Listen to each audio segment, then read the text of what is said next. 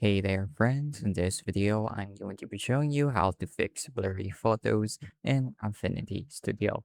So I've got a picture opened up here and I want to increase the sharpness a little bit.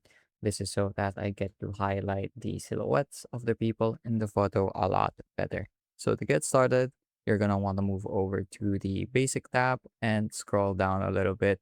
So I'm going to increase the contrast just a little bit, that way we get a better picture of what we're working with. So underneath here, you're going to see another slider called clarity.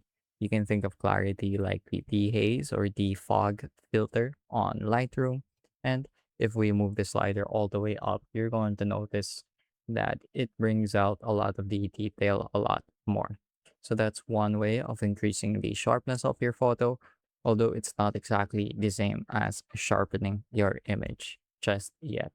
So you can go ahead and play with this. So as you can see, if clarity is moved all the way down, the textures are a lot more smoothed over, but I want it to be a bit sharper. So I'm going to move the clarity slider just about there.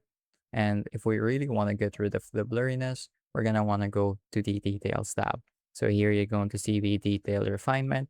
This is basically a sharpness filter that you can apply to your photos. And I'm just going to increase the radius and the amount, just like so. So if we compare the before and afters, this is the before on the right hand side and the after on the left side.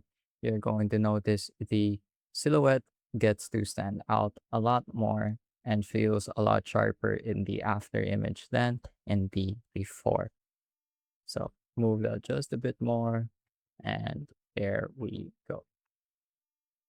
One last thing you can do after sharpening your image is to add some noise reduction, because artificially sharpening your image does have a tendency to induce some noise.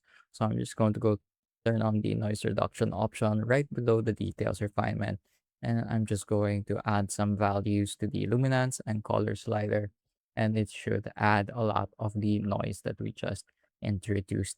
You don't want to overdo it though, because this will make your image look a bit washed out and overly smooth, and you're going to lose some details in the texture. But I would say overall that looks pretty good. So all it took to sharpen our image was a few sliders and a little bit of patience. It's really that easy.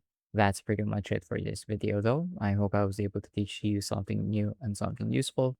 And as always, thank you for watching.